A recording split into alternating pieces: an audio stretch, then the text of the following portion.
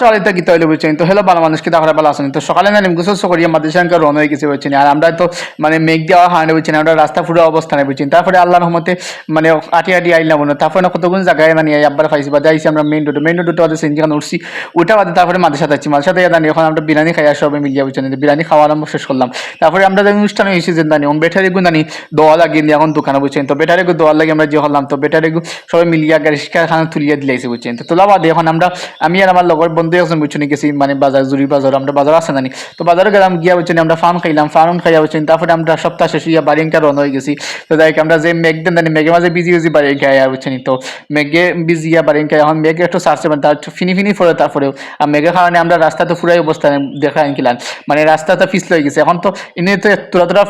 মানে ফেস আছে তো এর লাগে বোঝা যান না